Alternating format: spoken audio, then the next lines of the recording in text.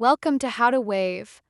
In this video, we'll show you how to easily redeem your Xbox Game Pass code on PC. First, open your browser and go to the official Xbox website at xbox.com. Log in to your Microsoft account if you're not already logged in. Once you're logged in, click on the profile icon in the top right and select Redeem Code from the drop-down menu. You'll be directed to the Redeem page where you can enter your Xbox Game Pass code.